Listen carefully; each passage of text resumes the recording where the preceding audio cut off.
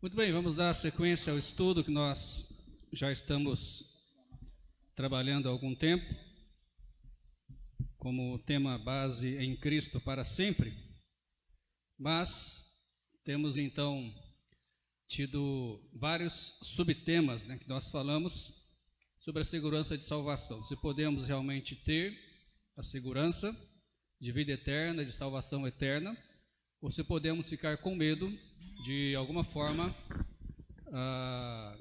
essa salvação não ser mais eterna, não ser mais segura, e nós podemos então perdê-la de alguma forma que seja. Então nós já vimos vários temas, vários textos bíblicos, e estamos então agora basicamente falando sobre tema, saindo um pouco dos textos bíblicos. Para lembrar um pouquinho, irmãos, as diretrizes que a gente precisa seguir para não passar uma heresia, passar algo que não é bíblico.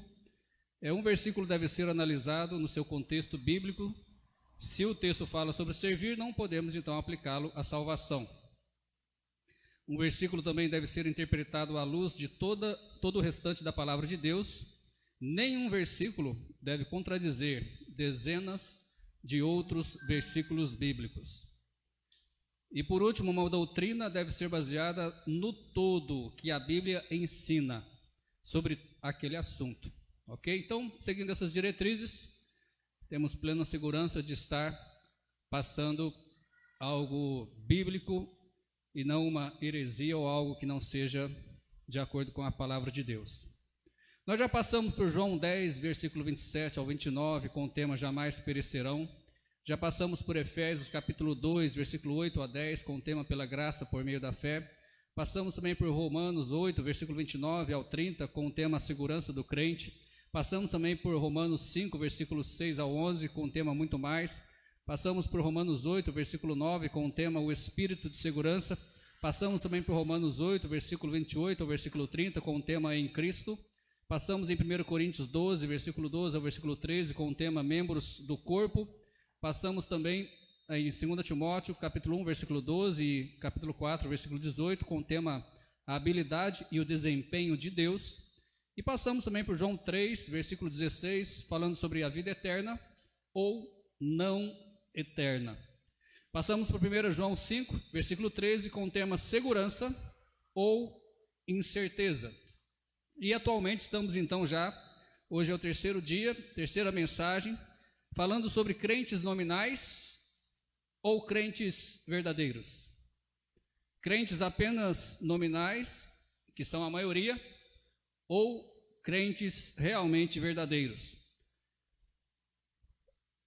É interessante notar que a Bíblia, como eu já tenho dito, dessas três mensagens, ela é muito clara e realista, e ela conhece e descreve o comportamento humano como ele é.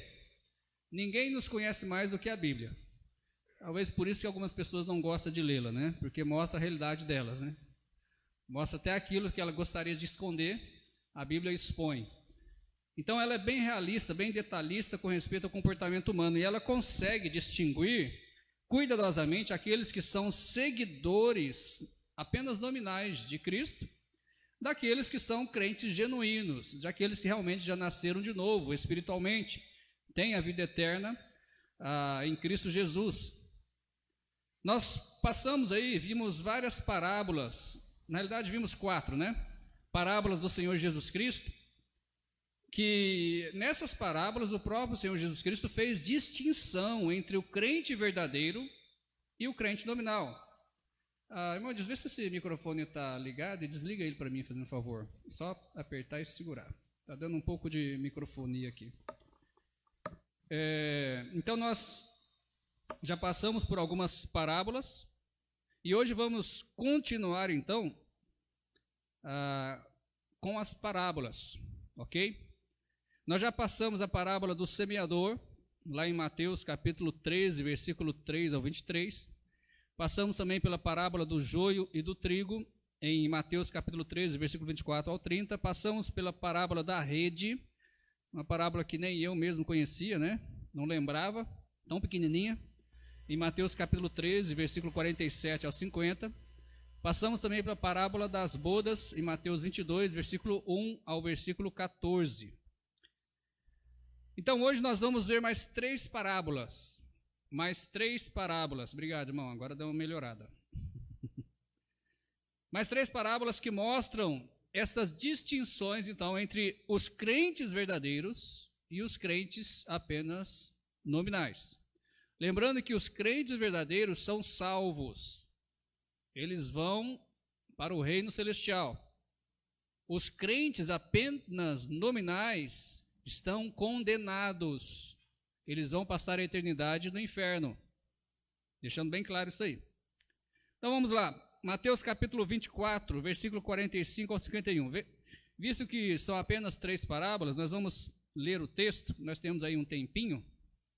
Então vamos ler o texto de Mateus capítulo 24.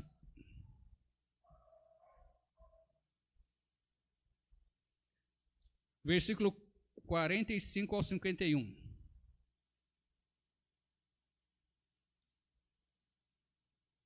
Aqui está a parábola do bom e do mau servo. Parábola do bom e do mau servo. Mateus 24, 45 ao 51 diz o seguinte: Quem é, pois, o servo fiel e prudente a quem o seu senhor constituiu sobre os seus servos para dar-lhes o sustento a seu tempo? Bem-aventurado aquele servo que o seu senhor, quando vier, achar fazendo assim.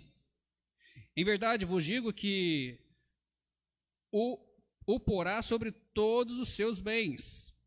Mas se aquele mau servo disser ao seu coração: o meu senhor tarde virá, e começar a espancar os seus conservos, e a comer e a beber com os ébridos, virá o senhor daquele servo num dia em que não espera, e a hora em que ele não sabe, e separá-lo-á, e destinará a sua parte com os hipócritas. Ali haverá pranto e ranger de dentes. Irmãos, quando o Senhor Jesus voltar e estabelecer o seu reino milenar, ele recompensará os seus servos, os fiéis, os crentes verdadeiros. Ele recompensará. Aqui a Bíblia chama também de servos prudentes, né? Ou seja, aqui são os crentes verdadeiros, que, no caso, eles cuidaram dos interesses do seu Senhor. Especialmente, de que forma? Servindo fielmente na igreja, servindo fielmente na obra do seu Senhor, no caso, na obra de Deus. Aqui nós vemos, irmãos, frutos de um salvo verdadeiro. Frutos de um salvo verdadeiro. Ele vai ser fiel, um salvo verdadeiro, ele vai ser fiel e prudente na casa de Deus, até a volta do seu Senhor, até a volta do Senhor Jesus Cristo.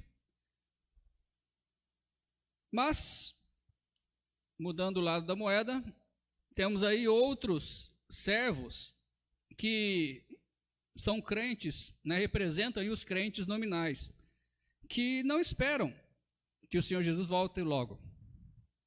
De que forma nós vemos isso na vida dessas pessoas? Elas simplesmente vivem as suas vidas como se Cristo nunca fosse voltar. Então eles não esperam que Cristo vai voltar logo, mas eles acham que Cristo vai demorar. Então eu vou aproveitar a vida, em outras palavras, né? Eu vou fazer o que eu quero, eu vou juntar riquezas. No caso aqui da Bíblia, a Bíblia está falando que esses servos, né, esses crentes, no caso nominais, eles não só não estão esperando a volta do seu Senhor, mas eles também não cuidam dos interesses do seu Senhor. Eles não dão a mínima no que o seu Senhor ordenou a eles, enquanto ele estivesse fora, no que precisa fazer na obra daquele seu Senhor. Eles não dão a mínima dos interesses do seu Senhor. Aliás, eles até maltratam os seus conservos, ou seja, aquelas pessoas que estão ali trabalhando juntamente com eles, eles maltratam essas pessoas. E além disso, eles comem e bebem com os bêbados. Pessoas realmente embriagadas. Quando fala ébrio, hébridos, né, ou ébrisno, quer dizer pessoas embriagadas, bêbadas. Então você percebe aqui que esse servo que é imprudente, que representa os crentes nominais, é alguém que não dá a mínima para o seu senhor, muito menos para os interesses do seu senhor. Ele vive, né, ele é o dono do seu nariz, ele não tem basicamente senhor, pelo menos na cabeça dele, né? Não tem senhor, então ele vive conforme os seus pensamentos. Eles não são servos verdadeiros de Cristo, não são crentes verdadeiros de Cristo, porque eles vivem como pessoas que nunca nasceram de novo. Basicamente, né, alguns chegam nas igrejas, talvez até simulam uma conversão, mas nada muda nas suas vidas. Eles continuam vivendo da mesma forma, com os mesmos pecados. Parece que não houve um Espírito Santo que entrou nos corações deles e começou a fazer a limpeza, né, a mudança que ele faz em todos os salvos. Então, é bem claro aqui que esses crentes nominais são nada menos do que perdidos. A Bíblia até chama eles aqui também de hipócritas.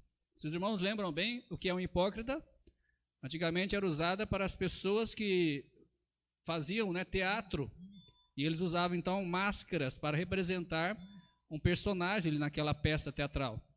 A palavra hipócrita veio daí. Então, quando fala hipócrita, realmente são pessoas que estão dentro das igrejas, vivendo como crentes, ou tentando viver como crentes, assumindo um personagem que não é a deles interiormente, mas são hipócritas, estão fazendo uma cena teatral, e muitos fazem isso durante muitos anos, né? Infelizmente, muitos morrem dessa forma, e como nós sabemos, se não são salvos, infelizmente vão estar perdidos eternamente no inferno.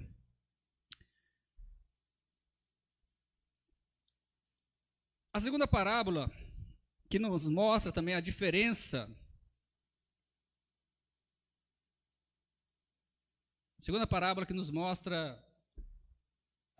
dos crentes nominais e dos crentes verdadeiros, está em Mateus 25, próximo capítulo aí, se você ainda está com a Bíblia aberta, Mateus 25, versículo 1 ao versículo 13.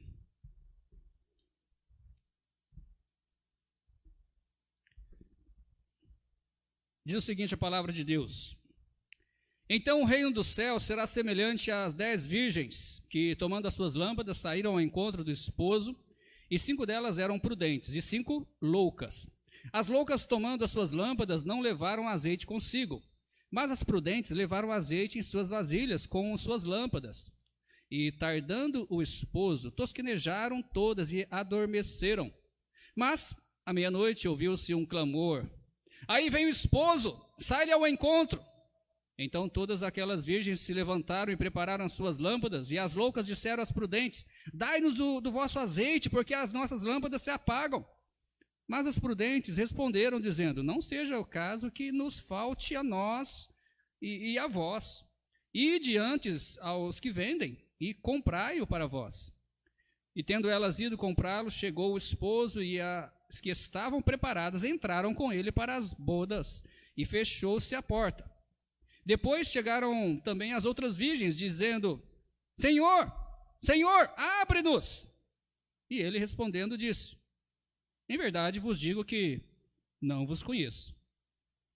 Vigiai, pois, porque não sabeis o dia nem a hora em que o Filho do Homem há de vir. Irmãos, um texto bem claro aí, embora tem várias figuras aí, né? Mas bem claro, né? E basicamente as três parábolas que ficou para hoje fala sobre a volta de Cristo, né? Mas aqui tem a parábola das 10 virgens. 5 dessas virgens eram prudentes. A Bíblia chama elas de prudentes. 5 dessas virgens, a Bíblia chama elas de loucas. Sabe o que é uma pessoa louca? É uma pessoa sem noção. Ela vive em outro mundo, né? Ela não sabe a realidade das coisas, né? Então, pessoa louca é assim. Então, basicamente, aqui essas 5 são chamadas de loucas porque elas estavam totalmente fora da realidade. Totalmente fora, né? Estava vivendo de uma forma que, no caso, totalmente imprudente, porque elas deveriam ter, no caso aí, o azeite, né? E elas não se preocuparam com isso. Mas vamos lá. A Bíblia fala, então, que as virgens prudentes, logicamente, aqui, no caso ela não fala, eu vou revelar para os irmãos, né, algo que está claro. As virgens prudentes representam os crentes verdadeiros. Enquanto que as loucas, né, os crentes nominais. Agora, a questão é qual a diferença das 5 virgens loucas para as 5 virgens prudentes. Quando fala virgens também, pode ser chamado aqui de damas de honra, né? Damas de honra. Qual que era a diferença delas? O azeite. Ou o óleo, né? Conforme talvez algumas traduções aí. Irmãos, o azeite ou o óleo, ele é o símbolo do Espírito Santo. Se uma pessoa não tem o Espírito Santo, a Bíblia é clara em dizer em outros textos que essa pessoa não pertence a Cristo. Quando o esposo então chega, as prudentes, ou seja, né, os crentes verdadeiros, eles estão preparados. Estão preparados. Não falta nada. Mas as loucas, ou seja, os crentes nominais, eles não estão preparados. Algumas igrejas colocam esse negócio de preparado e não preparado com respeito à santificação. Você está vendo santificação aqui? É apenas realmente você ser salvo ou não salvo. É apenas você realmente ter o Espírito Santo, o óleo, né, o azeite, ou não ter. Não tem nada de santificação, eu tenho que buscar, Jesus pode voltar, eu tenho que estar preparado. Não, aí você está buscando isso pelas obras. Aí você realmente não está buscando servir ao Senhor por amor, por já ser um salvo, mas você está buscando ser salvo através das suas obras, né, para estar preparado. Então você, infelizmente, eu digo para você que você não vai estar preparado. Porque Jesus não vai levar ninguém que coloca sua confiança nas suas próprias obras. Então, está claro aqui, irmãos, o Espírito Santo. É interessante aqui também que o esposo chega, né? Então, as que estão preparadas, as virgens prudentes, elas entram com ele para as bodas e as loucas não. Aí, mais para frente, né, a Bíblia não deixa claro aqui se elas foram comprar ou não, mas aí depois elas vêm e elas suplicam ao esposo: Senhor, abre-nos. Lembra algum fato histórico do Velho Testamento? Eu sei que não está escrito com essas palavras, mas na Arca de Noé, provavelmente as pessoas que ficaram de fora gritaram para Noé: abre-nos. A chuva começou a cair, a água começou a subir, e elas provavelmente gritaram, suplicaram para a porta daquela arca ser aberta e elas serem salvas. Mas o tempo já havia passado. A mesma forma aqui com as loucas, elas chegam e suplicam ao esposo: Senhor, abre-nos. Irmãos, preste atenção nas palavras que o esposo disse para as virgens loucas: em verdade vos digo que não vos conheço. Ele não disse aqui: eu não vos conheço mais. Ele não disse aqui: olha, eu deixei de vos conhecer. Simplesmente ele nunca conheceu essas virgens. Os crentes nominais, eles nunca foram salvos. Não é questão deles não estarem santificados, não é questão deles perderem a salvação. E simplesmente Jesus, como ele diz em outros textos: eu nunca vos conheci. Não conheço vocês. Porque essas pessoas muitas vezes não confiaram unicamente no que Jesus fez por elas na cruz. Mas, como eu já disse e expliquei um pouco, eles confiam em suas próprias obras. E ninguém é salvo pelas suas próprias obras, mas, conforme a Bíblia diz, pela graça, por meio da fé.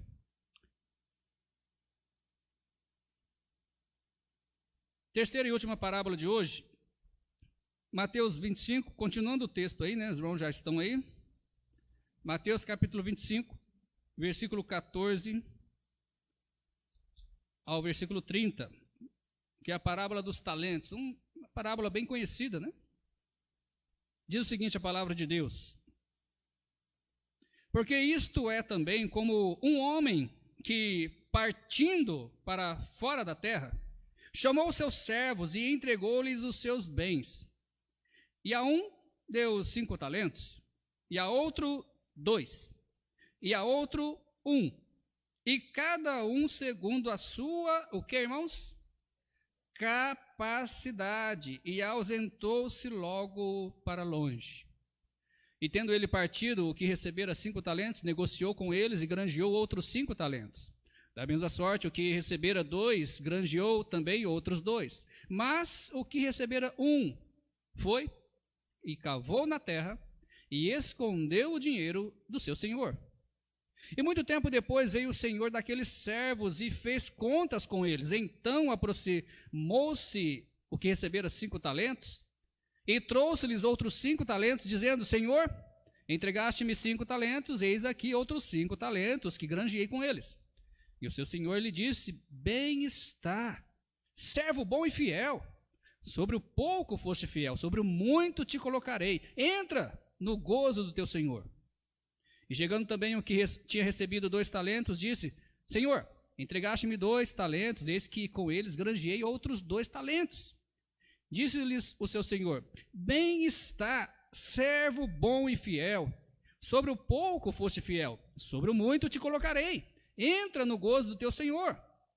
Mas, chegando também o que recebera 1 talento, disse: Senhor, eu conhecia-te, que és um homem duro, que ceifas onde não semeaste, e ajuntas onde não espalhaste.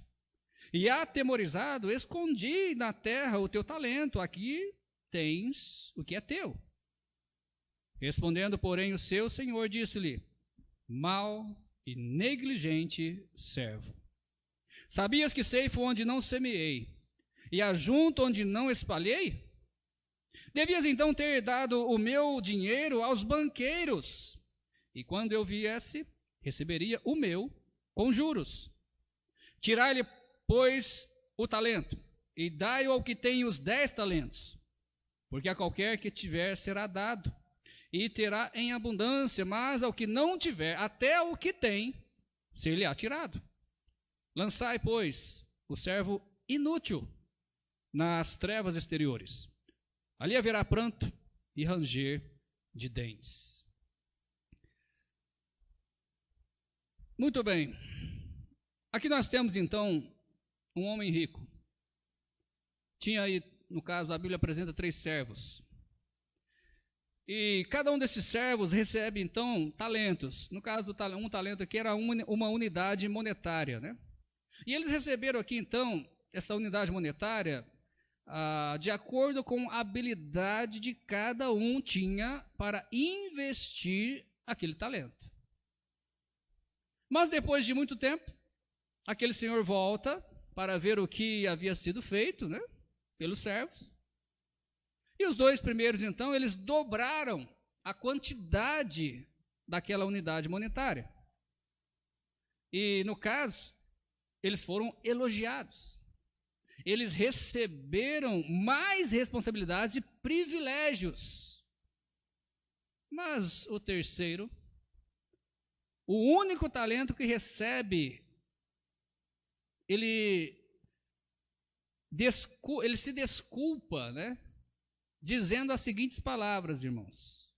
Ele se desculpa ao seu senhor, dizendo as seguintes palavras: Senhor, eu conhecia-te que és um homem duro, que ceifas onde não semeastes. Você entendeu o que ele disse aqui? Colhe aonde não plantou, ajuntas aonde não espalhaste, e atemorizado escondi na terra o teu talento. Aqui tens o que é teu. Irmãos, o que ele declarou aqui sobre o Senhor dele, logicamente aqui o Senhor está simbolizando que representa Deus, representa Cristo. É a verdade sobre Deus e sobre Cristo? Com certeza não. Ele não conhecia o seu Senhor. Os dois primeiros, então, irmãos, eles representam os crentes verdadeiros que fielmente investem no reino de Deus. Eles investem tudo, eles investem tempo, eles investem as suas vidas, eles investem dinheiro. Eles investem no reino de Deus. E no caso, o terceiro aqui, ele representa um crente apenas nominal, que não conhece os desejos e a vontade do seu Senhor. Ele não dá, parece muito com a primeira parábola, né? Ele não dá a mínima, ele não conhece intimamente o seu Senhor.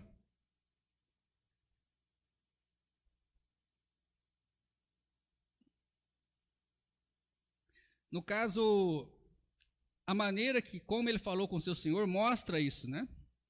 Porque, como eu já disse, ele acusou o seu Senhor. Ele se desculpou, mas acusando o seu Senhor, né?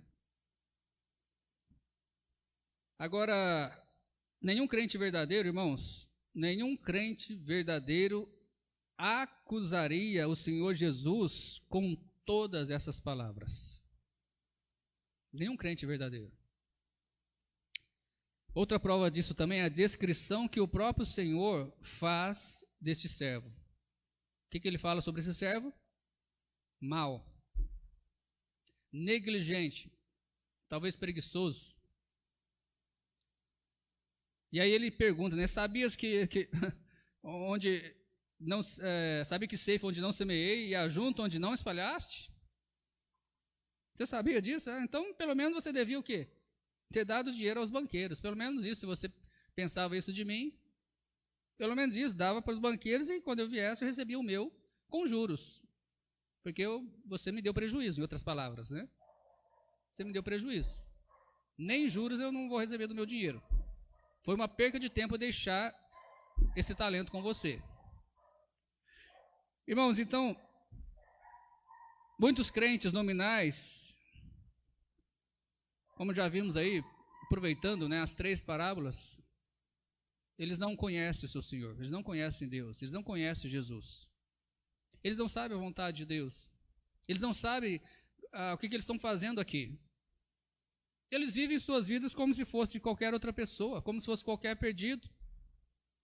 Aliás, muitos deles, né, como nós vimos aí na primeira parábola, né, até fazem coisas terríveis, como espancar, né, os outros, beber, né, com os bêbados. Em outras palavras, eles vivem para si mesmos. Quando a Bíblia fala de servo e senhor, quer dizer que eu não sou dono do meu nariz. Eu não faço o que eu quero. Eu não tomo decisões sem primeiro perguntar ao meu Senhor: Senhor, eu posso ir ali? Sim, pode. Eu posso fazer isso? Sim, pode. Mas muitos crentes nominais, eles vivem como que, não, eu sou dono do meu nariz, eu faço o que eu quero. Não preciso perguntar a ninguém. Não importa se é da vontade de Deus, se não é. Não importa se está na Bíblia ou se não está. Não importa se o pastor prega que é pecado ou se não é, eu vou fazer o que eu quero. Ninguém tem nada com isso. Esses são os crentes nominais. Infelizmente, eles acham que não dão conta a ninguém, mas um dia eles vão dar conta a Deus, mas como perdidos.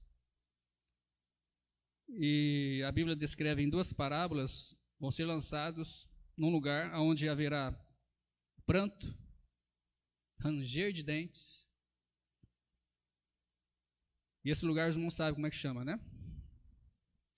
Concluindo, irmãos, a Bíblia distingue e diferencia aqueles que são crentes apenas nominais, sem compromisso verdadeiro, sem o novo nascimento em Cristo Jesus, daqueles que são crentes verdadeiros, daqueles que são salvos, realmente. Então é preciso que cada um de nós analisemos se realmente somos crentes verdadeiros ou apenas crentes nominais.